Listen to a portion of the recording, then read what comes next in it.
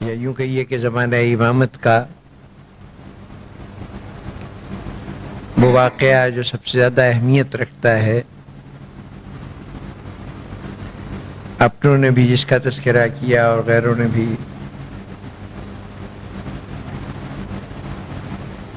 وہ واقعہ صلح امام حسن علیہ السلام۔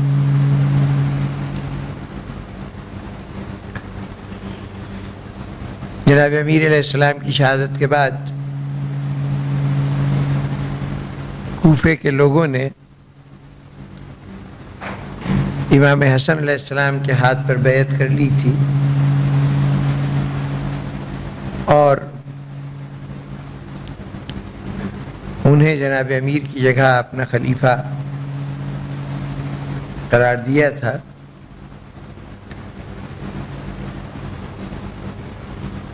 امام کے زمانہ خلافت کے 6 ماہ کے بعد امام نے حاکم شام کے ساتھ، معاویہ کے ساتھ صلح کی اور اس صلح کے ساتھ ہی تخت سے دستبردار ہو گئے، خلافت سے۔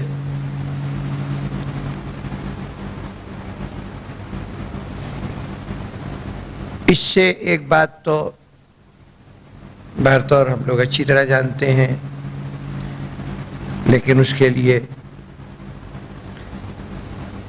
یہ واقعہ سند ہے کہ امامت کا کوئی تعلق خلافت سے نہیں ہے، یعنی یہ تخت پہ بیٹھنے سے نہیں ہے، ورنہ امامت سے نہ کوئی دستبردار ہو سکتا ہے اور نہ امامت کسی کو سونپی جا سکتی ہے۔ جسے خدا امام بنائے گا وہی امام ہوگا۔ امامت ناقابل تقسیم ہے، ناقابل عطا ہے۔ بہرطور یہاں پر ایک بات ذرا توجہ طلب ہے کہ امام حسن علیہ السلام نے 6 ماہ کے بعد اقتدار چھوڑا ہے۔ رمضان سن 40 ہجری میں جناب امیر کی شہادت ہوئی ہے اور اس کے 6 ماہ کے بعد یعنی ربیع الاول سن 41 ہجری ہے امام کی حکومت سے علیحدگی کا سال۔ ہمارے بھائیوں نے ایک حدیث، وہ کہتے ہیں کہ حدیث ہے کہ حضور نے فرمایا کہ میرے بعد 30 سال تک خلافت راشدہ رہے گی اور اس کے بعد یہ خلافت ملوکیت میں بدل جائے گی، یعنی 30 سال تک تو اس میں ہدایت یافتہ خلفاء رہیں گے، راشد خلیفہ رہیں گے، اس کے بعد وہ رہیں گے کہ جو ملک عزوز غاصبوں کا ملک، وہ جو شخصی حکومتیں ہوں گی، آمریتیں ہوں گی، ان کا ملک ہو جائے گا، جس کو ملوکیت ہم نے آسان لفظوں میں کہا۔ حضور کی وفات، وصال جناب رسالت مآب صلی اللہ علیہ وآلہ وسلم کا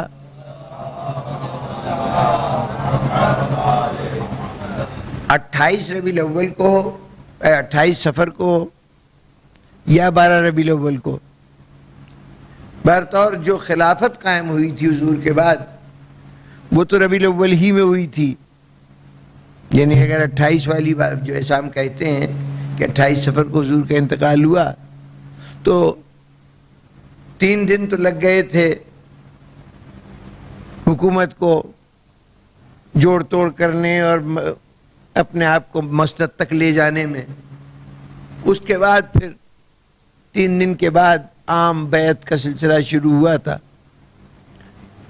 تو اس کا مطلب یہ ہے کہ 28 کو اگر حضور کا انتقال ہوا تو پہلی دوسری کو جا کر حکومت مستحکم ہوئی یا قائم ہوئی، اور اگر 12 ربیع الاول کو جیسا ہمارے بھائی کہتے ہیں انتقال ہوا تو اس صورت میں بھی 15-16 تک حکومت وجود میں آئی۔ بہرطور جو خلافت وجود میں آئی تو ربیع الاول میں آئی، سن 11 ہجری ربیع الاول کا مہینہ. اگر حضور نے ایسا کوئی قول فرمایا ہے کہ خلافت راشدہ 30 سال تک رہے گی تو یہ ربیع الاول 41 ہجری میں جا کے 30 سال پورے ہوتے ہیں، اور وہی سال ہے، وہی مہینہ ہے امام حسن علیہ السلام کی تخت دستبرداری کا. یعنی خلافت راشدہ 4 شخصیتوں پر مشتمل نہیں ہے، امام حسن کو لازماً اس میں شامل کرنا پڑے گا ورنہ 30 سال کی مدت پوری نہیں ہوتی. اب ہرچند کہ یہ حدیث تو گھڑی گئی تھی اپنے کچھ لوگوں کو راشد بنانے کے لیے، لیکن اب یہ سچ کا جادو ہے جو سر چڑھ کے بولتا ہے کہ بہرطور جناب امیر کو تو مجبوراً شامل کیا تھا، امام حسن علیہ السلام صرف لفظوں کے انتخاب کی غلطی کے نتیجے میں آ گئے. اب 3.5 اور 29.5 اور 30 میں یہ نہیں کہا جا سکتا کہ مطلب یہ سمجھا جائے کہ 29.5 سال، اس لیے کہ یہ مدت اتنی کم ہے کہ اس میں 6 مہینے اہمیت رکھتے ہیں. اگر کہیں یہ کہا جاتا کہ میرے بعد 200 سال تک خلافت راشدہ رہے گی تو اس میں مہینوں کا شمار نہ ہوتا، لیکن 30 سال تو اتنی بڑی مدت نہیں ہے کہ اس میں مہینوں کو نظر انداز کر دیا جائے. اور جب 30 سال کی مدت خاص طور پر پوری ہو رہی ہے امام حسن علیہ السلام کی ذات پر، تو امام حسن علیہ السلام کو اسے نکالا کیسے جائے گا؟ اس لیے اصولی طور پر اگر اس حدیث کو برادران اہل سنت مانتے ہیں تو انہیں ماننا پڑے گا کہ امام حسن علیہ السلام بھی خلیفہ راشد ہیں، اور جس نے امام حسن علیہ السلام سے اقتدار کو چھیننے کی کوشش کی ہے وہ خلافت راشدہ کا قاتل ہے. اسی کے دم سے خلافت راشدہ ختم ہوئی نا، ورنہ خلافت راشدہ جاری رہتی.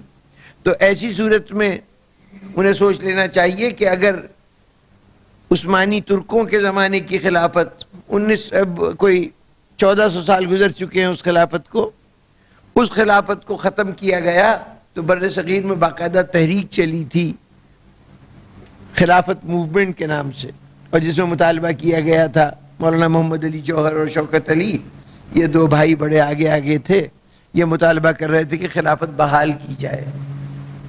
تو جناب یہ جو مطالبہ آج آپ کر رہے ہیں اس کمزور خلافت کی بحالی کے لیے، تو ذرا خلافت راشدہ کی بحالی کے لیے بھی کوئی کوشش کر لی گئی ہوتی مسلمانوں میں کہ امام حسن علیہ السلام سے وہ خلافت ختم ہو گئی کہ جس کا نام خلافت راشدہ ہے. اچھا، دوسری بات صلح حسن کے سلسلے میں ابتدائی میں یہ دیکھ لیجئے کہ اس کو جب بھی پکارا گیا اسی نام سے پکارا گیا، صلح حسن. حالانکہ صلح میں 2 فریق ہوتے ہیں، تو صلح معاویہ و حسن ہوتا، صلح حسن و معاویہ ہوتا. اچھا، اور اگر یہ نہیں تھا تو جہاں صلح حسن نام رکھا گیا تھا اسے صلح معاویہ بھی کہا جا سکتا ہے. یعنی اگر ایک فریق کو کہا جا سکتا ہے تو دوسرا فریق بھی کہا جا سکتا ہے. اور اس کے ساتھ ساتھ یہ بھی کہ دونوں کا نام ساتھ ہونا چاہیے. لیکن یہ عجیب اتفاق ہے، چاہے اپنوں کی کتاب ہو غیروں کی کتاب ہو، جس نے بھی اس واقعے کا ذکر کیا تو نام ہی رکھا کہ صلح حسن. سن 41 ہجری میں صلح حسن ہو گئی. تو یہ جو صلح حسن نام ہوا، یہ نام بتا رہا ہے کہ شعوری یا لاشعوری طور پر مسلمانوں نے یہ تسلیم کر لیا کہ اس واقعے میں یعنی صلح کرنے میں کسی اور کا کوئی ہاتھ نہیں ہے. جتنا بھی مسلمانوں کو، امت مسلمہ کو اس صلح کا فائدہ پہنچا ہے اور معاشرے کو جو امن و سکون حاصل کیا ہے، اس کے تمام تر کردار، تمام تر وہ شخصیت جس کی وجہ سے ہوا وہ امام حسن علیہ السلام ہے. یعنی جس کو آپ کریڈٹ کہتے ہیں، تو جتنا کریڈٹ ہے اس ساری صلح کا وہ امام حسن علیہ السلام کو ملے گا، اور کوئی اس بات کا حقدار نہیں ہے کہ وہ مطالبہ کر سکے کہ ہمارا بھی حصہ ہے. یہ صلح حسن کے لفظ سے یہ بات ظاہر ہوتی ہے. اچھا، اب آگے بات کو کہ کچھ اور پہلوؤں کو دیکھتے ہوئے پہلے ہمیں یہ دیکھنا ہے کہ اس صلح کی نوعیت کیا ہے. کہلانے کو صلح حسن ہے لیکن صلح کی شکل کیا ہے؟ بظاہر 2 فوجیں تھیں، 2 حکمران تھے جو آپس میں لڑ رہے تھے. لڑائی ختم ہو گئی تو صلح تو اسی حد تک ہے کہ لڑائی کا خاتمہ ہو گیا. لیکن کہیں دو فریق لڑ رہے ہوں اور مذاکرات کے ذریعے معاہدے کے ذریعے سے ان میں اگر صلح ہو جائے تو یہ صلح ہمیشہ ایک طرح کی نہیں ہوتی. لڑائی بند ہو جانا کسی مذاکرات کے نتیجے میں، کسی معاہدے کے نتیجے میں، یہ صلح ہے. لیکن ہر لڑائی جو بند ہوتی ہے وہ اس کی نوعیت ایک نہیں ہوتی. دیکھیں کچھ صلح تو ایسی بھی ہوتی ہے کہ دو آدمیوں میں جھگڑا تھا، وہ جھگڑا ختم ہو گیا تو دونوں آپس میں بھائی بھائی ہو گئے، پرانے سارے معاملات رفع دفع ہو گئے، اب پھر اسی طرح سے محبتیں ہیں، ساتھ اٹھنا بیٹھنا ہے، کوئی جھگڑا نہیں، کوئی پرانی بات کا بیچ میں حوالہ نہیں. اب جہاں اس کو ضرورت پڑتی ہے یہ اس کے ساتھی ہیں، جہاں ان کو ضرورت پڑتی ہے وہ اس کا ساتھ دیتے ہیں. ایسی صلح یعنی مخلصانہ طور پر جب معاملہ رفع دفع ہو جائے اور صلح ہو جائے، وہ صلح نہیں جو زبردستی کروائی جائے یا کچھ ایسی صورتحال ہو. برضا و رغبت جو صلح ہوتی ہے تو اس صلح کے نتیجے میں یوں سمجھیے کہ ایک نئی زندگی شروع ہو جاتی ہے، پچھلے سارے جھگڑے فساد ختم ہو جاتے ہیں. اور ایک صلح کی صورت یہ ہے کہ جہاں صورتحال یہ ہوتی ہے کہ صلح تو ہو گئی اور جنگ بھی بند ہو گئی، لیکن اس کے باوجود دونوں فریق ایک دوسرے کی مخالفت بھی کرتے ہیں، ایک دوسرے کے مخالف بھی ہوتے ہیں، ایک دوسرے پہ اعتراضات بھی کرتے ہیں، اور جتنے اختلافات درمیان کے ہیں وہ بنیادی اختلاف بھی اپنی جگہ پہ قائم رہتے ہیں. صلح یکجان ہو جانا اور صلح موقف کے برقرار رکھتے ہوئے بھی جنگ کو روک دینا، دونوں صلحیں دنیا میں ہوتی ہیں، دونوں صورتوں کی صلح موجود ہیں. امام حسن علیہ السلام کی صلح کس قسم میں آتی ہے ان دونوں میں سے؟ تو اس سے پہلے یہ دیکھ لیجئے کہ یہ صلح ہوتی کب کب ہے. یعنی وہ صلح جو سارے معاملات رفع دفع کر دے اور سب کو بالکل ملا دے آپس میں، وہ صلح کب ہوتی ہے؟ اور وہ صلح کب ہوتی ہے کہ جب سارے جھگڑے برقرار رہیں، صرف تصادم رک جائے، لڑائی رک جائے، جھگڑا کچھ دیر کے لیے ملتوی ہو جائے. یہ صورتحال کب پیدا ہوتی ہے؟ تو اس کے لیے پہلے یہ دیکھیے کہ جنگ بھی دو طرح کی ہوتی ہے. ٹکراؤ یا تصادم جو ہے وہ بھی دو طرح کا ہوتا ہے. ایک طرح یہ ہے کہ تصادم کی بنیاد جس مسئلے پہ ہے وہ مسئلہ کوئی مادی وجود رکھتا ہے. صاحب اس زمین پہ جھگڑا ہے، اس مکان کی ملکیت کا سوال ہے، یہ رقم ہے اس کی ملکیت کا سوال ہے، دولت ہے اس کی ملکیت کا سوال ہے. عام طور پر کسی مادی شے کی ملکیت کا سوال پیدا ہوتا ہے جس سے دو فریق آپس میں لڑنے لگے. ایک کہتا ہے کہ ملکیت ہماری ہے، دوسرا کہہ رہا ہے ہماری ہے. اور دوسری لڑائی وہ ہوتی ہے کہ جس میں ملکیت زیر بحث نہیں آتی، یعنی جھگڑے کی بنیاد ملکیت نہیں ہوتی، بلکہ وہاں پہ نظریے ٹکرا رہے ہوتے ہیں. یعنی یہ نظریات کے ٹکراؤ کی لڑائی جب کافر مسلمانوں سے لڑتے تھے تو وہ کسی زمین، کسی علاقے، کسی جائیداد، کسی عمارت کے لیے نہیں لڑ رہے تھے، وہ اس لیے لڑ رہے تھے کہ یہ مسلمان ہیں، ہم کافر ہیں. شیعہ سنی لڑائی جہاں جہاں ہوتی ہے تو وہ بھی لڑائی جو ہو رہی ہے تو اس لیے نہیں کہ کوئی جائیداد کے بٹوارے کا مسئلہ ہے، اس علاقے کو ہم قبضہ کرنا چاہتے ہیں یا وہ قبضہ کرنا چاہتے ہیں، بلکہ یہ ساری لڑائی اس لیے ہو رہی ہے کہ تمہارا عقیدہ یہ ہے، ہمارا عقیدہ یہ ہے، اور یہ عقیدے آپس میں لڑ رہے ہیں. تو اب صلوات پڑھیے.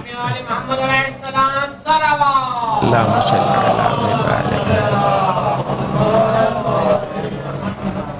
علی محمد.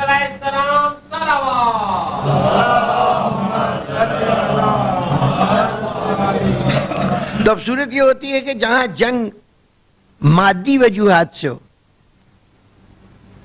زمین موضوع بحث ہو، علاقہ موضوع بحث ہو، وہاں پر اگر تصفیہ ہو جائے جس طرح سے بھی ہو، آدھا آدھا بٹ جائے، کسی ایک فریق کو دے دیا جائے، کسی طریقے سے تصفیہ ہو جائے. تو جب تصفیہ ہو جاتا ہے تو معاملات ختم ہو جاتے ہیں. جہاں وجوہات مادی ہوں، دنیا کی کوئی چیز، زمین، جائیداد، املاک، ان کے اوپر بحث ہو رہی ہے تو پھر مصالحت ہو جاتی ہے، تو جنگ ختم ہو جاتی ہے. اور جنگ ختم ہونے کے ساتھ ساتھ اب کوئی ایسی صورت بھی نہیں رہتی کہ دونوں فریق آپس میں کوئی جھگڑا پروان چڑھائیں، وہ سب ختم ہو گیا. لیکن اگر اختلاف نظریاتی ہو، عقیدے پہ ہو، تو کسی موقع پر مصالحت ہو سکتی ہے، صلح ہو سکتی ہے. لیکن صلح کا یہ مطلب نہیں ہوتا کہ جھگڑا ختم ہو گیا، اس کے بعد بھی وہ جھگڑا برقرار رہتا ہے. صلح کا مطلب صرف یہ ہوتا ہے کہ ہم لڑیں گے نہیں، ہم ایک دوسرے کے خلاف تلوار نہیں اٹھائیں گے، جنگ نہیں کریں گے. لیکن جو نظریاتی اختلاف ہے وہ اختلاف برقرار رہے گا. جہاں تک پہلی نوعیت کی صلح کا تعلق ہے تو اس کے مشاہدے تو آپ لوگوں کو زندگی میں اکثر ہوتے رہتے ہیں، جہاں کہیں کسی آدمی کے، دو آدمیوں کے درمیان یہ جھگڑا ہے کہ صاحب یہ جائیداد ہماری ہے کہ تمہاری ہے، اور وہ اس کے اوپر کچھ بزرگ بیٹھ گئے، انہوں نے سمجھا بجھا کے یہ کہہ دیا کہ نہیں صاحب یہ معاملہ ختم کرو، یا یہ کہ آؤ اس کو ہم بانٹ دیتے ہیں، تو تقسیم کر دیا. تو اب دونوں آپس میں پرانے تعلقات بحال ہو گئے، ایک دوسرے سے اب رشتہ داریاں بھی ہو رہی ہیں، ملنا ملانا بھی ہو رہا ہے، اب کوئی شکوہ نہیں. اگر دل صاف ہو چکے ہیں اور وہ صلح صحیح معنوں میں صلح ہے تو پھر کوئی شکوہ نہیں. لیکن نظریاتی اختلاف میں جب صلح ہوتی ہے تو چاہے صلح کتنی نیک نیتی سے ہو، لیکن اس نیک نیتی کا تعلق بھی صرف جنگ کے تصادم کے خاتمے تک ہوتا ہے. جنگ نہیں کریں گے، بس یہ بات ہوگی، اس میں پوری نیک نیتی کا مظاہرہ ہوگا کہ ہم بھی پوری طرح سے احترام کریں اس معاہدے کا اور دوسرا فریق بھی احترام کرے. لیکن اس کا ہرگز یہ مطلب نہیں ہوتا کہ میں اپنا عقیدہ چھوڑ دوں وہ اپنا عقیدہ چھوڑ دے، میں اپنا نظریہ چھوڑ دوں وہ اپنا نظریہ چھوڑ دے. اس کی سب سے اعلیٰ مثال تاریخ اسلام میں اس نوعیت کے صلح کی وہ ہے کہ جس کو صلح حدیبیہ کہتے ہیں. صلح حدیبیہ ہی کہلاتی ہے، لیکن ہے کس کے درمیان؟ حضور کے درمیان اور کافروں کے درمیان. کفار مکہ ایک طرف ہے اور جناب نبی اکرم صلی اللہ علیہ وآلہ وسلم دوسری طرف ہے.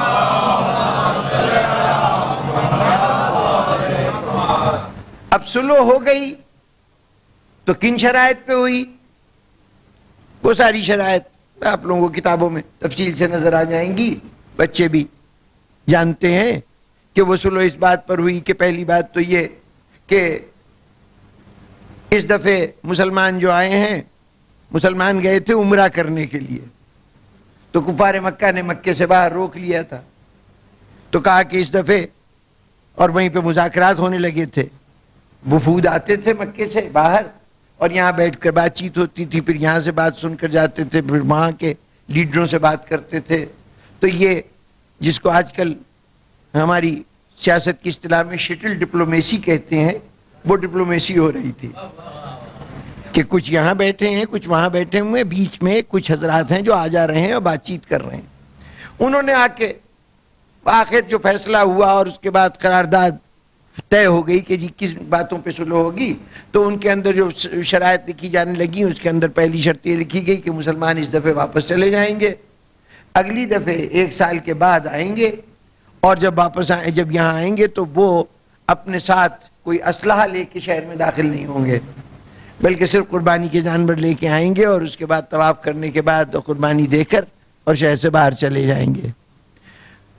اس کے بعد یہ کہ جتنے مسلمان سرزمین مکہ میں رہتے ہیں وہ کفار کی تحویل میں ہیں، ان کو مدینے جانے کی اجازت نہیں ہوگی. کوئی کافر آج بھی مسلمان ہو جائے تو وہ مدینے نہیں جا سکتا، وہ یہاں پہ رہے گا. لیکن اگر مدینے کا کوئی فرد وہاں سے یہاں آنا چاہے تو بڑے شوق سے آ جائے، مسلمان اس کی واپسی کا مطالبہ نہیں کریں گے. اس طرح کی کچھ شرطیں جس کے اندر کفار کے حق میں بات زیادہ جاتی تھی اور مسلمانوں کے حق میں بظاہر نہیں جاتی تھی. اب یہی بات کیا کم تھی کہ کفار میں اگر کوئی مسلمان ہے، ہو جائے یا پہلے سے ہو، وہ اگر جانا چاہے کہ میں مدینے چلا جاؤں حضور کی پناہ میں، تو اس کو جانے کی اجازت نہیں ہوگی. اگر کوئی چلا آئے گا تو وہ واپس مانگا جائے گا. اور 2-3 ایسے آدمی تھے کہ جن کو واپس مانگا گیا اور حضور نے ان کو معاہدے کی پابندی کرتے ہوئے واپس کر دیا کہ یہ کفار میں چلے جائیں گے, چاہے مصائب کا سامنا کر رہے ہوں, تکلیف کا سامنا کر رہے ہوں, لیکن معاہدہ چونکہ ہو چکا ہے اس لیے اس معاہدے کا خیال کیا جائے گا. لیکن اگر مسلمانوں میں سے کوئی چلا جائے واپس کفار کی طرف تو اس کے لیے مسلمان مطالبہ نہیں کر سکتے. اور ایسے افراد بھی تاریخ میں موجود تھے کہ جو بعد میں چلے گئے. ایک شخصیت تھی عبید اللہ ابن ابی سرح. یہ عبید اللہ ابن ابی سرح رضائی بھائی ہے, دودھ شریک بھائی ہے ہمارے تیسرے خلیفہ کا. یعنی یہ تاریخی حقائق ہیں, اس میں کسی کے اوپر کوئی اعتراض کا پہلو نہیں ہے. عبید اللہ ابن ابی سرح بھائی تھا حضرت عثمان کا, اور یہ شخص اسلام لایا, مدینے آ گیا, پہلے سے رہ رہا تھا مدینے میں. چونکہ پڑھا لکھا تھا اس لیے اس کے کام میں یہ کام بھی شامل تھا کہ جیسے اور پڑھے لکھوں کی طرح اس کی بھی ڈیوٹی تھی کہ قرآن کی کتابت کیا کرے. تو یہ کتابت بھی کیا کرتا تھا. یعنی قاعدہ یہ تھا کہ حضور نے بہت سارے کاتب مقرر کر رکھے, جتنے بھی پڑھے لکھے لوگ تھے ان سب کا کام یہ تھا کہ جیسے ہی قرآن مجید کی کوئی نئی آیت آتی تھی تو حضور مسجد میں اس آیت کی تلاوت فرماتے تھے, اور لوگوں کو جو لکھنے والے ہوتے تھے ان سے کہتے تھے اس کو لکھ لو. تو ہر شخص اپنے اپنے طور پہ لکھ لیتا تھا. یہ کاتبان قرآن کہلاتے تھے. اور حضور سال میں ایک دفعہ, عام طور پر رمضان میں, جتنا قرآن اس وقت تک نازل ہو چکا ہوتا تھا اس کی تلاوت کیا کرتے تھے. اور ان تحریر والے سے کہتے تھے کہ موازنہ کرو کہ کہیں تم نے کوئی غلط لفظ تو نہیں لکھا, کوئی کمی بیشی تو نہیں ہے. تو وہ کمپیئر کر لیا کرتے تھے, مقابلہ کر لیتے تھے قرآن مجید, اپنے قرآن مجید کا حضور کی زبان سے سنے ہوئے قرآن مجید کے ساتھ. تو یہ عبید اللہ ابن سرح بھی, عبید اللہ ابن ابی سرح, یہ بھی کتابت قرآن کرتا تھا. جب صلح حدیبیہ ہو گئی تو اس کے بعد یہ مرتد ہو گیا اور اسلام کو چھوڑ کر یہ دوبارہ کافر ہوا. اور کافر بھی یہاں اعلان نہیں کیا بلکہ بھاگ گیا یہاں سے اور مکے پہنچ گیا, اور وہاں جا کے اس نے اعلان کیا کہ صاحب میں تو کافر ہو گیا ہوں. بلکہ یہی اعلان نہیں کیا, اس کے ساتھ یہ بھی کہا کہ نعوذ باللہ میں تو محمد کے قرآن میں بہت رد و بدل کرایا ہوں, بالکل بقول اس کے بالکل ستیہ ناش کرایا ہوں. یعنی وہ لکھاتے کچھ تھے, میں لکھتا کچھ تھا. اپنے طور پر سمجھ رہا تھا کہ میں نے اگر کہیں غلطی کر دی ہے کتابت کے دوران تو قرآن مجید ہی غلط ہو جائے گا. بہرطور یہ کہا کرتا تھا مکے جا کر. اور چنانچہ جب فتح مکہ ہوئی ہے تو حضور صلی اللہ علیہ وآلہ وسلم نے 6 آدمیوں کے لیے حکم جاری کیا تھا کہ یہ 6 آدمی اگر غلاف کعبہ سے بھی لپٹے ہوئے ملیں, اگر یہ خانہ کعبہ میں پہنچ کر اپنے آپ کو غلاف کعبہ میں بھی چھپا لیں تو وہاں بھی ان کو قتل کر دیا جائے. یہی 6 افراد ہیں جن کو طلقاء کہا جاتا ہے تاریخ میں, ان کا ذکر طلقاء کے طور پہ آتا ہے. اور اس میں سے ایک نام معاویہ کے والد گرامی ابو سفیان کا بھی ہے, طلقاء میں وہ بھی شامل ہیں. اور یہ جناب زینب نے یزید سے کلام کرتے ہوئے ابن یزید کے دربار میں یہ جملہ کہا تھا کہ اے ہمارے آزاد کردہ لوگوں کے غلاموں, اے طلقاء کی اولاد, یعنی جن کو طلقاء, جن کو چھوڑ دیا گیا ہو, مطلب تھے تو خطا کار گنہگار لیکن کہا گیا اچھا جاؤ چھوڑتے ہیں. تو عبید اللہ ابن ابی سرح طلقاء میں ان 6 آدمیوں میں شامل ہے جن کو حضور نے اتنا بڑا مجرم قرار دیا تھا کہ اگر خانہ کعبہ کے غلاف سے بھی لپٹے نظر آئیں تو ان کو قتل کر دینا. لیکن جب فتح مکہ ہو گئی, عبید اللہ ابن ابی سرح اس اعلان سے واقف تھا, چھپا چھپا پھر رہا تھا, لیکن مسلمانوں میں ظاہر ان کے رضائی بھائی موجود تھے. انہوں نے جا کر عبید اللہ ابن ابی سرح کو اپنے ساتھ لیا اور لے آ کر حضور کے قدموں میں براہ راست فوراً پہنچا کے کہا کہ قدموں میں گر جائیے. قدموں میں گر گیا, اور اب حضرت عثمان نے اس کی سفارش کی کہ اس کو چھوڑ دیا جائے یا رسول اللہ. حضور خاموش رہے. اب حضور نے جب کوئی جواب نہیں دیا تو حضرت عثمان نے پھر ایک مرتبہ فریاد کی کہ صاحب اس کو چھوڑ دیا جائے, معافی مانگ رہا ہے, اس کی خطا معاف کر دی جائے. حضور پھر خاموش رہے. پھر جب تیسری دفعہ حضرت عثمان نے اصرار کیا تو حضور نے فرمایا کہ اچھا اس کا جاؤ میں نے اس کو معاف کر دیا، اسے کہو چلا جائے یہاں سے، چھوڑ دیا گیا۔ جب یہ چلا گیا تو حضور نے کہا کہ میں نے تم لوگوں سے کہا تھا، اپنے اصحاب سے فرمایا کہ میں نے تم لوگوں سے کہا تھا کہ اگر یہ غلاف کعبہ سے بھی لپٹا ہوا ہو تو اس کو قتل کر دینا۔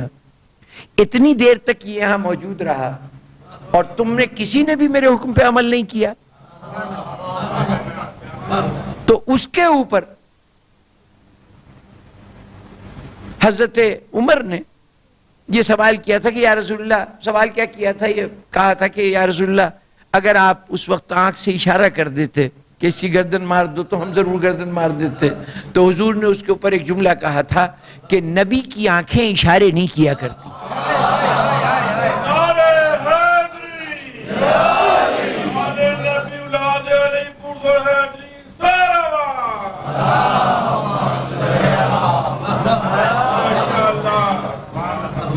تو یہ عبید اللہ ابن ابی سرح اسلامی معاشرے میں اس کا کوئی مقام نہیں تھا۔ پہلی دو خلافتوں کے دوران یہ مکے ہی میں رہا، اس کی ہمت نہیں تھی کہ مسلمانوں میں اٹھ بیٹھ سکے۔ جو ایک دفعہ مسلمان سے کافر ہوا ہو، یعنی مرتد ہو گیا ہو دوبارہ، اس کا اور حضور نے یہ اسٹیٹس ہو اس کا کہ اس کو طلقہ میں قرار دیا گیا ہو، واجب القتل جس کو قرار دیا گیا ہو، تو اس کی کیا عزت ہو سکتی تھی۔ لیکن جس وقت تیسری خلافت شروع ہوئی تو بہت سے ایسے لوگ جو خدا و رسول کے معتوب تھے، جن پر خاص طور پر عتاب نازل ہوا تھا، ان سب کو نوازا جانے لگا۔ اس میں مروان ابن حکم ایک شخصیت تھی اور دوسرا عبید اللہ ابن ابی سرح بھی اس میں شامل تھا۔ عبید اللہ ابن ابی سرح کو جو واجب القتل تھا نگاہ رسالت میں، اس کو گورنر بنا دیا گیا عراق کا، کوفے کا گورنر بنا دیا گیا۔ اور کوفے میں گورنری کے زمانے کا اس کا مشہور ترین واقعہ یہ ہے کہ چونکہ شرابی تھا، ایک دن شراب کے نشے میں صبح کی نماز میں 2 رکعت کی جگہ 4 رکعت پڑھا گیا اور اس کے بعد پلٹ کے پوچھنے لگا اگر کہو تو اور پڑھا دوں۔ جن لوگوں نے تیسری خلافت کے خلاف بغاوت کی تھی اور احتجاج کرنے کے لیے مدینے میں آئے ہوئے تھے، ان میں مصر کے لوگ بھی تھے اور کوفے کے لوگ بھی تھے۔ جو وقت کوفے سے آیا تھا وہ عبید اللہ ابن ابی سرح کی معزولی کا مطالبہ کر رہا تھا کہ اس کو معزول کر دیا جائے، تو حکومت نے اس کو تو نہیں معزول کیا، خود زندگی سے معزول ہو جانا پڑا۔ یعنی یہ کافی دیر تک یہ مذاکرات چلے تھے اور ناکام ہو گئے تھے۔ حکومت نے تسلیم کرنے سے انکار کر دیا تھا مطالبات کو، جس کے نتیجے میں حکمران کا قتل ہوا، تیسری خلافت کا خاتمہ ہوا۔ تو بہرطور یہ اسی معاہدے کا، صلح حدیبیہ کا، کہ ذیل میں یہ بات میں نے عرض کی کہ صلح حدیبیہ میں یہ بات شامل تھی کہ جو کافر یا جو شخص بھی مدینے سے مکے چلا جائے، مدینے والے اس کی واپسی کا مطالبہ نہیں کر سکتے، لیکن مکے میں اگر کوئی مسلمان ہے تو مسلمانوں کو یہ حق نہیں ہے کہ وہ اسے اپنے پاس روک لیں۔ اگر وہ مکے سے مدینے آ جائے تو اس کو روک نہیں سکتے، مکے والے جب چاہیں گے اس کو واپس بلا لیں گے۔ اب یہ ساری شرطیں دیکھیے، ان شرطوں میں کیا ہے، آدمی کون جا سکتا ہے کون نہیں جا سکتا، عمرہ اس سال کیا جائے یا اگلے سال کیا جائے، یعنی یہ سارے مسائل وہ ہیں کہ جن کا تعلق اس مادی دنیا سے ہے، انسانوں سے ہے، وقت سے ہے، اسی سے تعلق ہے نا۔ جو نظریاتی فرق تھا کہ وہ لوگ کفر پہ تھے اور ادھر مسلمان تھے، صلح حدیبیہ میں کافر کافر رہا، مسلمان مسلمان رہا۔ یہ تو نہیں ہوا کہ اب آپس میں کوئی اختلاف نہیں رہا، آپس میں کوئی جھگڑا نہیں رہا، اب آپس میں ایک دوسرے میں بھائی چارہ ہو گیا ہے، اب تو کوئی نہ ان کو شکوہ ان سے ہے نہ ان کو شکوہ ان سے ہے، جو بات یہ کہتے ہیں اس کی تائید وہ کرتے ہیں، جو وہ کہتے ہیں ان کی تائید یہ کرتے ہیں۔ جی نہیں، اب ان میں سے کوئی بات نہیں ہوئی، صرف اتنا ہوا ہے کہ رسول کے درمیان اور کافروں کے درمیان جنگ رک گئی ہے، اس کے علاوہ تو کچھ نہیں ہوا نا۔ تو جب جنگ رکی ہے تو اب یہ صلح کی وہ دوسری قسم ہے۔ اب میں ساری بات کو دہرا نہیں سکتا، بہر طور صلح کی 2 قسمیں عرض کی گئی تھیں، ایک وہ کہ جس کے اندر ہر معاملہ رفع دفع ہو جائے، اور ایک صلح کی وہ قسم ہے کہ جس کے اندر تصادم تو رک جائے، ٹکراؤ تو رک جائے، جنگ تو رک جائے، لیکن مسئلہ برقرار رہے۔ صلح حدیبیہ اس صورتحال کی مثال ہے کہ جہاں تصادم ختم ہو گیا ہے، جنگ بندی ہو گئی ہے، لیکن اس کا مطلب یہ نہیں ہے کہ دونوں میں مصالحت ہو گئی، اب کوئی معاملہ جھگڑے والا بیچ میں رہا ہی نہیں، اختلاف موجود ہے، کافر اپنے عقائد پر قائم ہے اور مسلمان اپنے عقائد کے اوپر قائم ہے۔ اب امام حسن علیہ السلام کی سلوک کو دیکھیے،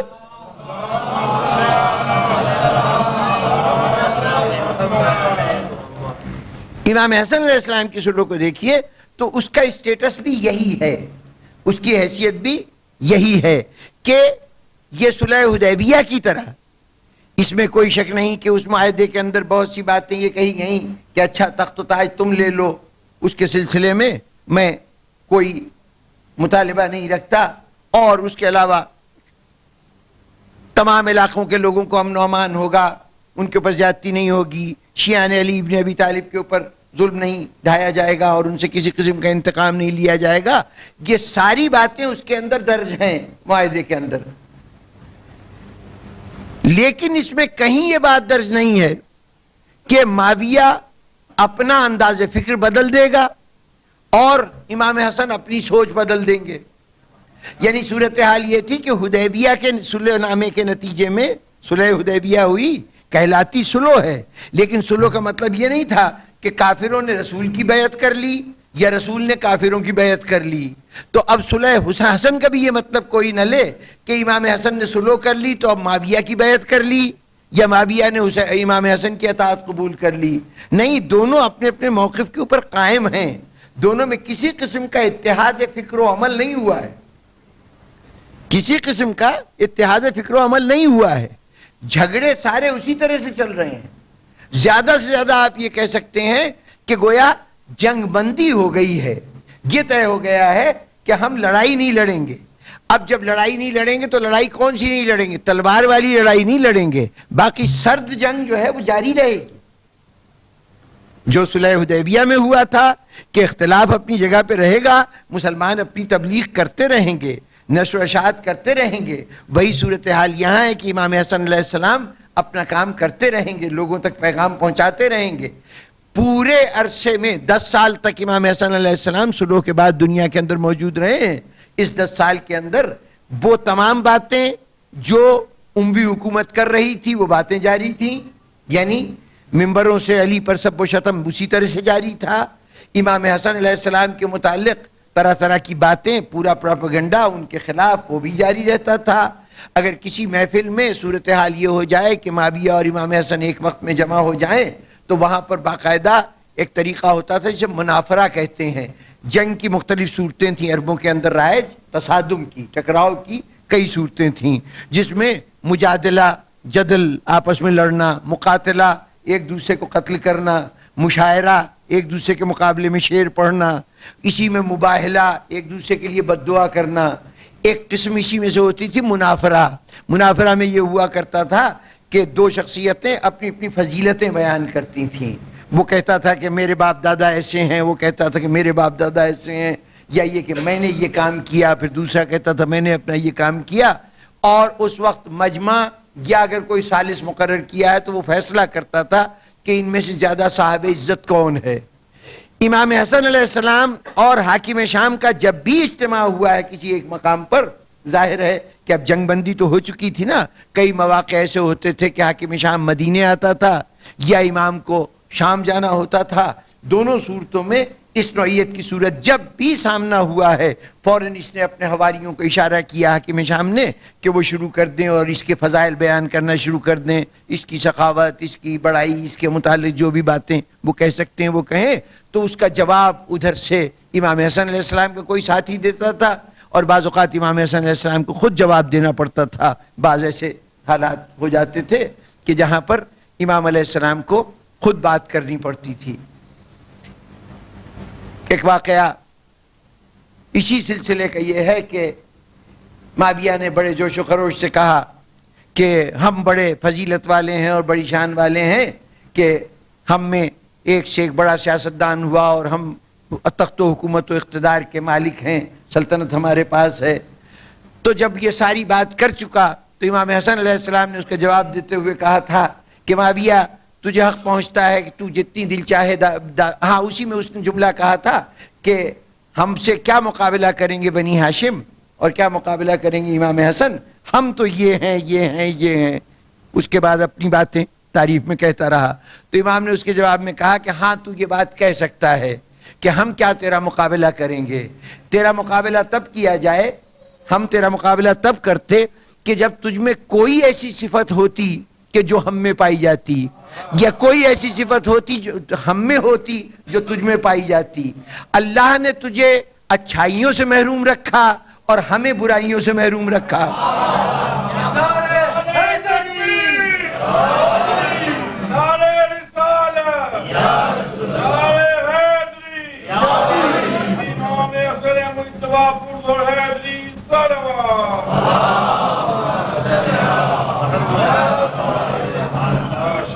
تو امام نے فرمایا کہ تو ہم سے مقابلہ کر سکتا ہے، تو اپنے طور پر ہم سے مقابلہ کر سکتا ہے، ہمارے مقابلے میں لاف گزاف لمبی لمبی باتیں کر سکتا ہے، لیکن ہم تو تجھ سے مقابلہ بھی نہیں کر سکتے اس لیے کہ تجھے مقابلے کے قابل ہی نہیں سمجھتے.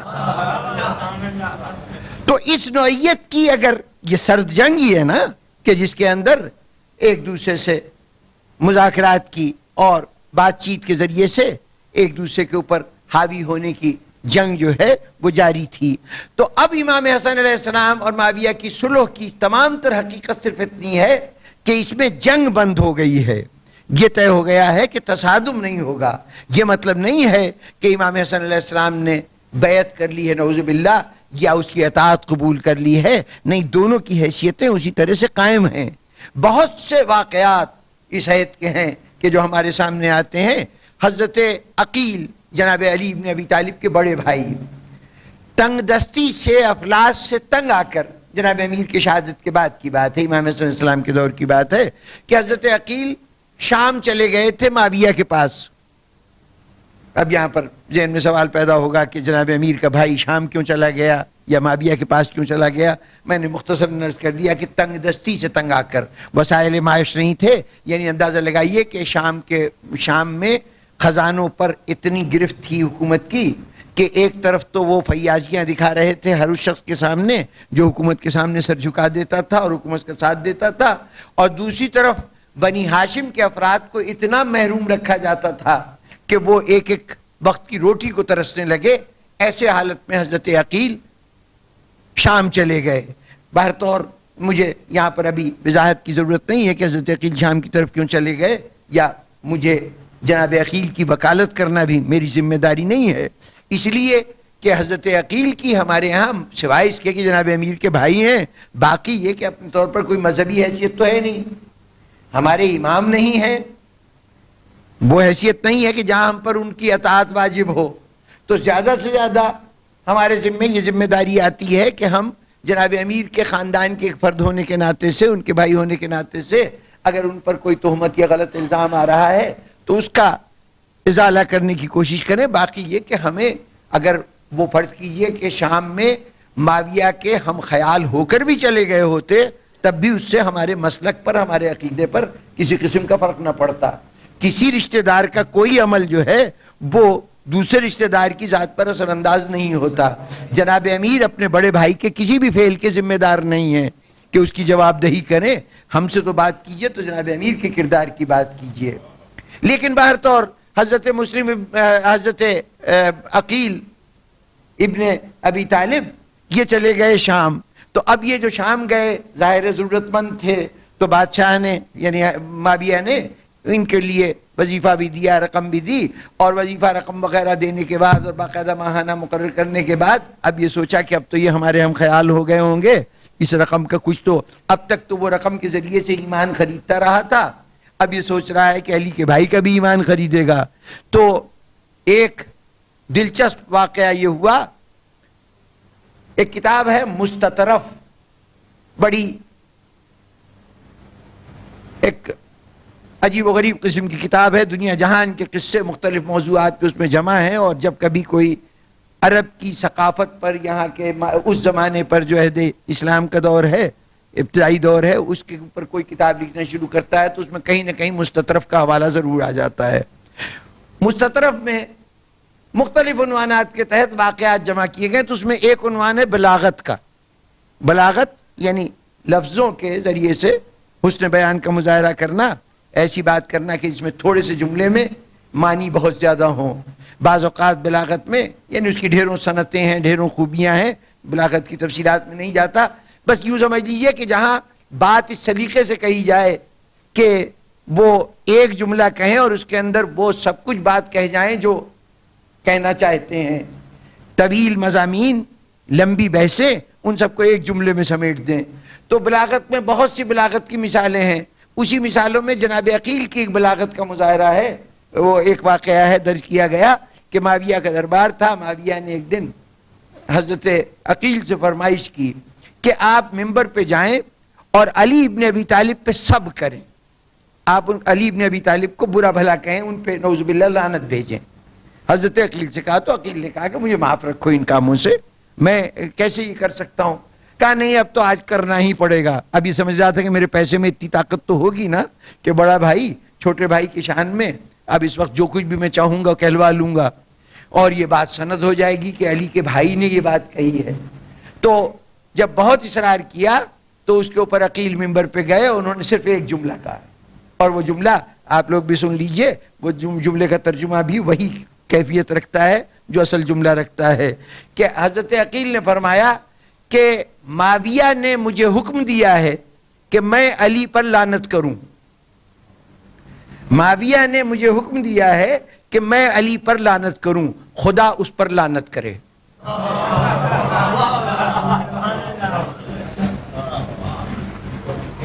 یہ بلاغت کے نمونوں میں یہ جملہ وہاں پر کیا گیا ہے کہ کس خوبصورتی سے لعنت کے رخ کو اس کے حقدار کی طرف موڑ دیا. اور بزرگان گرامی، جناب عقیل کا جانا، میں نے کہا کہ میری ذمہ داری نہیں ہے کہ میں ان کی وکالت کروں، لیکن اگر تاریخ نے کوئی داغ ڈال دیا ہو، برطور پہلے یہ بات تو واضح ہو جائے کہ یہ جنگ بندی ہوئی ہے، سیز فائر ہے. یہ سلو ان معنوں میں سلو نہیں ہے کہ شیر و شکر ہو گئے اب تمام معاملات کی نوعیت. اب اس جب بھی سلو حسن کو دیکھیے تو اسی زاویے سے دیکھیے جس زاویے سے آپ صلح حدیبیہ کو دیکھتے ہیں. نواسہ رسول نے اسی انداز سے سلو کی ہے جیسے حضور نے سلو کی تھی. اور یہ عجیب اتفاق ہے کہ یہ دیکھیے کہ صلح حدیبیہ کے جو فریق تھے وہی فریق صلح حسن کے فریق ہیں. بس نسل آگے بڑھی ہے. ادھر قریش مکہ کی قیادت ابو سفیان کر رہا تھا اور مسلمانوں کی قیادت رسول کر رہے تھے. وہاں ابو سفیان کا بیٹا ہے اور یہاں رسول کا نواسہ ہے. دونوں میں صورتحال یہ ہے کہ جنگ بندی وہاں بھی مقصود تھی، جنگ بندی یہاں بھی مقصود ہے. وہاں پر بھی بظاہر بہت سے لوگوں کو شرائط مسلمانوں کے خلاف نظر آئیں، یہاں بھی شرائط امام حسن کے خلاف نظر آئیں. وہاں رسول اپنے یہاں آئے ہوئے پناہ میں آئے ہوئے مسلمانوں کو بھی دینے کا انہوں نے وعدہ کر لیا تھا، وہاں شخصیتوں کو دینے کا وعدہ کر لیا تھا، یہاں پر حکومت دینے کا وعدہ کر لیا گیا تھا. دونوں نے اپنے طور پر ایک چیز قربان کی تھی. اور سچی بات یہ ہے کہ اگر صلح حدیبیہ نہ ہوتی تو کربلا اس طریقے سے الزامات سے پاک نہ ہوتا. صلح حدیبیہ نہ ہوتی تو فتح مکہ اس طرح سے الزامات سے پاک نہ ہوتی جیسے آج ہے. دنیا یہی کہتی کہ رسول نے جب طاقت اکٹ پالی تو چڑھ دوڑے اور جا کے مکے کے اوپر قبضہ کر لیا. صلح حدیبیہ نے جب کفار مکہ نے اس صلح نامے کی خلاف ورزی کی تو اب مکے کے اوپر حملہ آور ہونا رسول کے لیے جائز ہو گیا.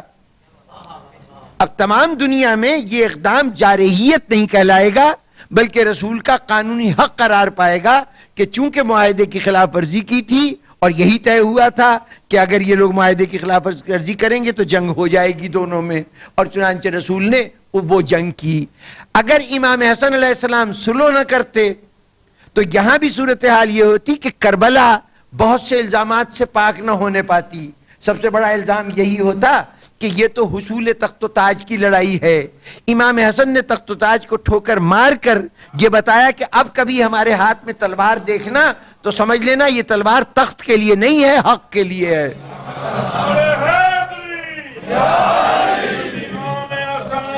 Mustafa Pur Hadri Salawat.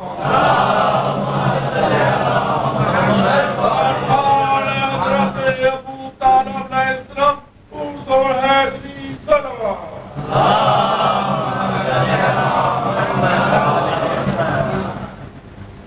اور جو بات درمیان میں جناب عقیل کی آ گئی تھی تو میں نے عرض کیا کہ غربت و افلاس کا یہ عالم تھا کہ جناب عقیل خود حضرت علی علیہ السلام کی خلافت کے زمانے میں ایک دن بیت المال میں جناب امیر بیٹھے ہوئے تھے اور حساب کر رہے تھے، جو کچھ آمد و رفت وغیرہ کا سلسلہ تھا رقم کا، وہاں بیٹھے ہوئے حساب کر رہے تھے، چراغ جل رہا تھا، تو اتنے میں حضرت رات ہو گئی تھی تو چراغ جل رہا تھا وہاں پر، اتنے میں حضرت عقیل آ گئے اور آ کے کہنے لگے کہ بھائی تمہارے بھتیجے یعنی حضرت عقیل کے بچے جو ہیں وہ آج رات فاقے سے سو رہے ہیں، ان کے پاس کھانے کے لیے کچھ نہیں، میرے لیے بیت المال میں سے کچھ رقم مجھے دے دو۔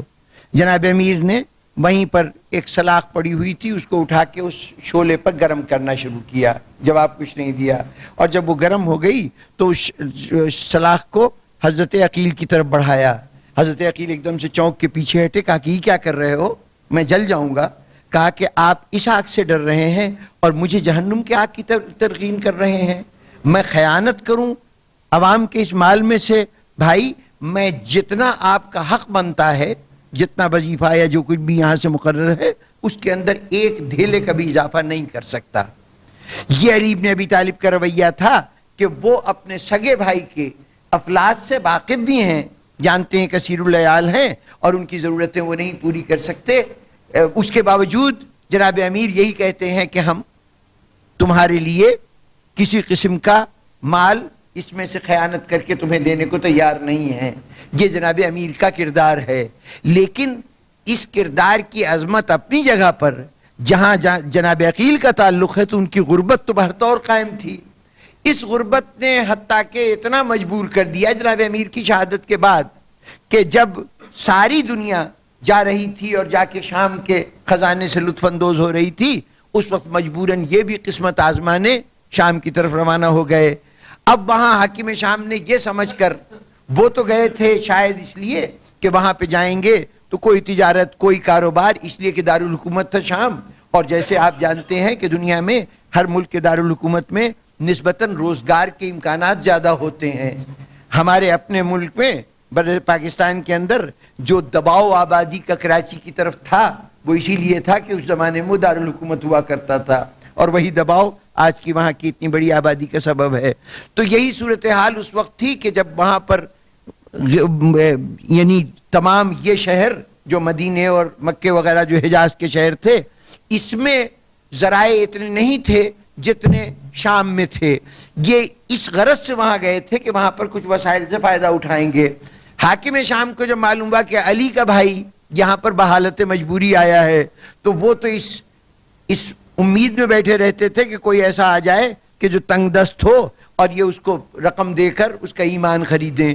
تو اب علی کا بھائی تو ایک بہت بڑی سیاسی شخصیت تھا، اگر یہ شامل ہو جاتا حاکم شام کے ساتھ تو یقیناً وہ اپنے آپ کو بڑا قوی سمجھتا، بڑا طاقتور سمجھتا، اس لیے فوراً خزانوں کے منہ کھول دیے گئے، ان کی ضرورتوں کو پورا کیا گیا۔ اس تمام عمل کے باوجود جناب عقیل کو اپنا ہم خیال بنانے میں، یا یوں کہیے کہ جناب عقیل کے ایمان کو خریدنے میں حاکم شام کامیاب نہیں ہو سکا، بلکہ اس کے برعکس صورتحال یہ ہوئی کہ دربار میں مختلف مواقع پر جب کبھی جناب امیر کی برائی کی جاتی حضرت عقیل کے سامنے تو حضرت عقیل وہاں پر پوری جرأت و ہمت سے اپنے بھائی کا دفاع کرتے، اور جیسے ابھی میں نے آپ کے سامنے ایک مثال پیش کی کہ اس نوعیت کے جملے کر کے کہہ کے ایسی باتیں کر کے معاویہ کے لیے شرمندگی کا باعث بن جاتے تھے۔ چنانچہ علماء نے یہی کہا کہ عقیل کا وہاں جانا در حقیقت علی کے حق کی تلقین کے لیے تھا، علی کے مقصد کی تبلیغ کے لیے تھا۔ بہرطور جناب عقیل مفلسی سے تنگ آ کے گئے ہوں، تبلیغ حق علی کے لیے گئے ہوں، کسی غرض سے گئے ہوں، لیکن ایک دھبا ان کی شخصیت پر آ گیا کہ علی کے بھائی ہوتے ہوئے انہوں نے شام کے حاکم کے سامنے گویا ہاتھ پھیلایا یا ان کے پاس غرض مند کی حیثیت سے گئے، ایک دھبا آ گیا تھا۔ اس دھبے کا ازالہ تاریخ نے اس طرح سے کیا ہے کہ حیرت ہوتی ہے کہ دنیا تو یہ چاہتی ہے کہ عقیل کے آنے کو یہ کہہ دیں کہ علی کا بھائی ٹوٹ کر معاویہ کی طرف آ گیا، لیکن تاریخ نے اس طرح سے جناب عقیل کے دامن سے داغ دھوئے ہیں کہ آج ہمیں جناب عقیل کی ذات کا نام لیتے ہوئے ہمیں احتیاط کی بھی ضرورت ہوتی ہے، اور ہم ان کو بڑے عزت و احترام سے بلاتے ہیں۔ کیوں؟ اس لیے کہ کربلا میں جس طرح سے عقیل کی اولاد نے قربانیاں دی ہیں، کسی اور کی اولاد اس انداز سے قربان نہیں ہوئی ہے۔ پورے کربلا پر چھائی ہوئی ہے جناب عقیل کی قربانیاں، پورے کربلا پر۔ کربلا کی سب سے پہلی قربانی اولاد عقیل کی، کربلا کی سب سے آخری قربانی اولاد عقیل کی، اور درمیان میں اس اول و آخر کے درمیان تقریباً سوا سال کا فرق ہے۔ یہ ساری قربانیاں کہلاتی کربلا کی قربانیاں ہیں، لیکن یہ تمام کربلا میں نہیں ہوئی، یہ پھیلی ہوئی ہیں سوا سال میں۔ ابھی میں عرض کیے دیتا ہوں کہ یہ سوا سال میں پھیلی ہوئی ہیں قربانیاں، اور اس سوا سال کے درمیان جو کربلا ہے، تو کربلا میں جناب عقیل کی قربانیاں ایسی ہیں، ان کے اولادوں کی دی ہوئی قربانیاں ایسی ہیں کہ جب جنگ جاری تھی تب بھی قربانیاں، اور جب جنگ بظاہر ختم ہو چکی تھی اس وقت بھی قربانیاں۔ کربلا میں روز عاشور باقی سب کی طرف سے جتنی جان کی قربانیاں دینے کا عمل تھا وہ وقت عصر تک ختم ہو گیا تھا، لیکن اولاد عقیل عصر کے بعد بھی مسلسل قربانیاں دے رہی تھی، حتیٰ کہ شام غریبہ تک کی قربانیوں کا سلسلہ جاری رہا ہے۔ اب اگر تفصیل سننا چاہیں تو عرض کر دوں کہ اولاد عقیل میں 3 بیٹے عقیل کے ایسے ہیں کہ جو کربلا کے سلسلے میں شہید ہوئے۔ پہلا تو وہ تھا کہ جو سفیر حسین تھا، جو سرزمین کوفہ کے اوپر حسین کے نمائندے کی حیثیت سے گیا تھا، مسلم ابن عقیل، وہ بھی کربلا کے شہیدوں میں ہراول دستہ ہیں شہیدوں کا۔ یہ سب سے پہلے شہید شمار ہوتے ہیں، اور ان کو شمار کیا جاتا ہے کربلا کے شہداء کے اندر، حضرت مسلم ابن عقیل کو۔ تو حضرت مسلم ابن عقیل پہلے شہید ہیں سلسلہ کربلا کے، اور حضرت مسلم کی شہادت کے بعد اب اس کے کچھ ہی عرصے کے بعد کربلا رونما ہوا۔ تو کربلا رونما ہوا تو یہاں حضرت مسلم کے 2 بیٹے شہید ہوئے، اور حضرت عقیل کے براہ راست 2 بیٹے، یہ تو حضرت مسلم کے 2 بیٹے تھے نا، حضرت عقیل کے بھی 2 بیٹے شہید ہوئے۔ ایک کا نام عبد الرحمن تھا اور ایک کا نام ابی سعید تھا۔ یہ دونوں بھی کربلا کے میدان میں انہوں نے جام شہادت نوش کیا۔ 3 بیٹے حضرت عقیل کے قربان ہوئے۔ اس کے بعد جناب عقیل کے پوتوں کی باری آئی تو حضرت مسلم کی اولاد میں سے 4 بیٹے جناب مسلم کے 2 کربلا کے اندر شہید ہوئے، 2 کربلا کے آخری شہید ہیں۔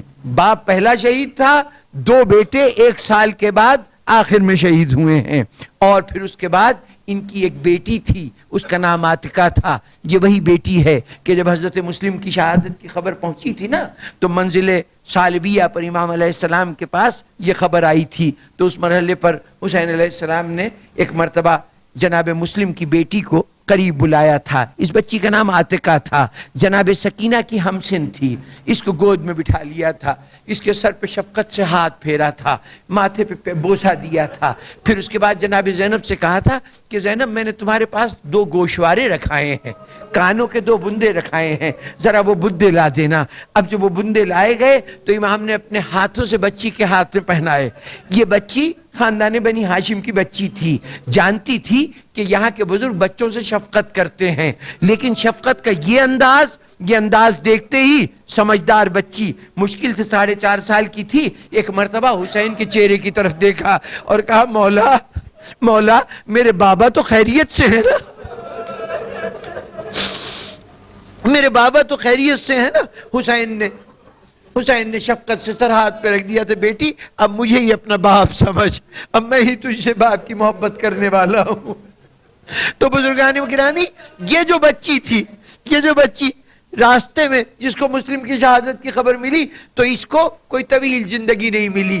یہ سکینہ کی ہمسن تھی، لیکن دنیا سے جانے میں اس نے سکینہ سے چند مہینے پہلے دنیا سے سفر کر لیا. کب سفر کیا؟ جب شام غریبہ ہو گئی تھی نا, تو شام غریبہ میں یہ ماں کا ہاتھ پکڑے کھڑی ہوئی تھی خیمے میں, ایک گھڑ سوار گھوڑا دوڑاتا ہوا خیمے میں داخل ہوا تھا, اور بعد میں اس بچی کی لاش ملی تھی جس پہ گھوڑوں کی ٹاپوں کے نشان تھے. بزرگان گرامی, جناب عقیل کی اولاد میں سے میں نے عرض کیا تھا نا کہ 2 فرزند اور تھے, ایک عبد الرحمن تھے. عبد الرحمن کے بھی 2 بیٹے کربلا میں موجود تھے, ایک کا نام سعد تھا, ایک کا نام عقیل تھا. یہ دونوں چھوٹے چھوٹے بچے تھے. یہ سعد و عقیل جب خیموں میں آگ لگی تو اس خیمے میں ماں سے بچھڑ گئے, یہ بچے نہیں مل رہے تھے, خیمے جل کے خاک ہو گئے. اس کے بعد روتی ہوئی ماں کا نام خدیجہ تھا. آج بھی مسجد کوفہ کے باہر جناب خدیجہ کا مزار ہے. یہ عبد الرحمن کی زوجہ ہیں, سعد و عقیل کی ماں ہیں. یہ روتی ہوئی آئی جناب زینب کے پاس, شہزادی میرے بچے نہیں مل رہے, میرے بچے نہیں مل رہے. زینب نے ام کلثوم کو ساتھ لیا, پہنچی, ادھر ادھر دیکھا, جب کہیں نہیں ملے تو کچھ خیال آیا. ایک مرتبہ وہاں پہنچی جہاں خیموں کی راکھ ابھی سلگ رہی تھی, خیمے ابھی سلگ رہے تھے. وہاں کیا دیکھا کہ گوشے میں دونوں بچے گلے میں باہیں ڈالے ہوئے فرش خاک پہ پڑے ہیں.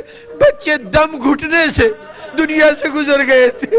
زینب ام کلثوم نے بچوں کو اٹھایا, لا کے گنج شہیدہ میں رکھ دیا, اور اس وقت ترائی کی طرف دیکھ کر عباس کو آواز دی تھی, بھیا عباس, تیرے بعد تیری بہنوں کو کیا کیا کرنا پڑ رہا ہے, ہمیں لاشیں بھی اٹھانی پڑ رہی ہیں. اور بزرگان گرامی, وہ جو ایک ابن سعید تھے نا, ابی سعید کے اہلیہ کا نام فاطمہ تھا, یہ بھی جناب امیر کی بیٹی ہیں فاطمہ. ان کے بطن سے ابی سعید کا ایک بیٹا تھا جس کی عمر بمشکل 8 سال تھی. یہ جس وقت امام علیہ السلام نے استغاثہ بلند کیا ہے نا, آخری استغاثہ, اس مرحلے پر یہ ایک مرتبہ خیمے سے تیزی سے دوڑا تھا, ایک بانس کا ٹکڑا لے کر. خیمے کے بانس ہوتے ہیں نا, وہ ایک بانس پکڑ کے نکلا تھا کہ میں ماموں کی مدد کے لیے جاؤں گا. میدان میں جا کے کھڑا ہو گیا. اب چونکہ اس سے پہلے کبھی میدان میں گیا نہیں تھا نا, تو حیران ہو کے دیکھ رہا کہ میرے ماموں کہاں ہیں, کدھر جاؤں. اور ادھر خیمے پہ ماں آواز دے رہی, بیٹا جلدی کر, کہیں ماموں کو تیری مدد کی ضرورت ہی نہ رہے, ماموں تیری مدد کی ضرورت سے بے نیاز نہ ہو جائے.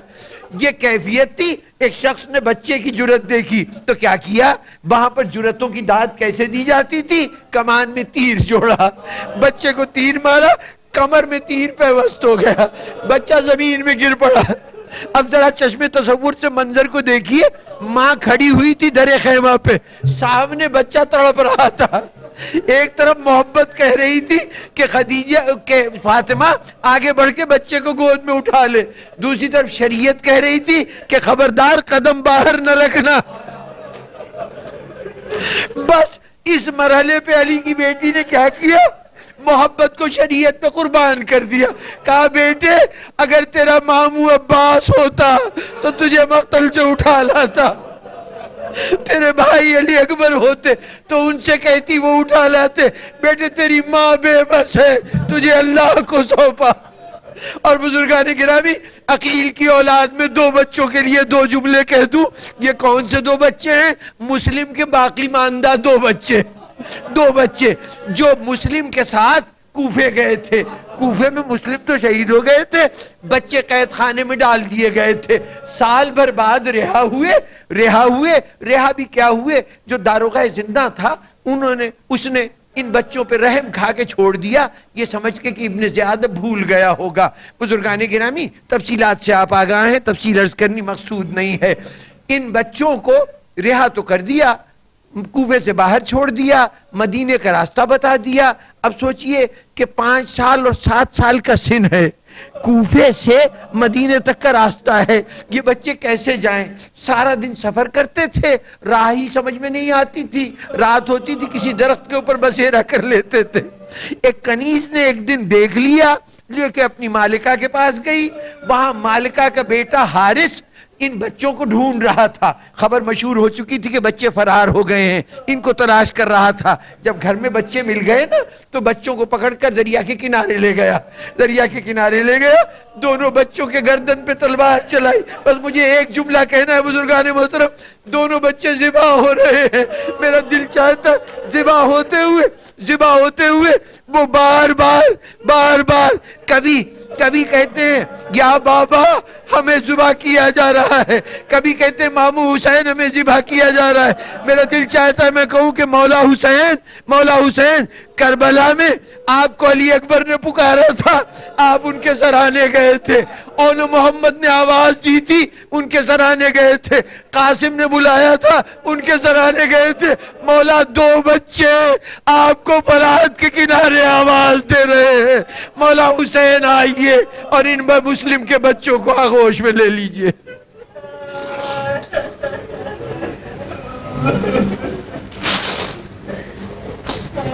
سيعلم الذين ظلموا أيّ منقلب ينقلبون۔ رب العالمین ہمارے اس تذکرے کو قبول فرما۔ یا اللہ ہمارے گناہان صغیرہ و کبیرہ کو معاف فرما، صراط مستقیم پر ثبات قدم عطا فرما۔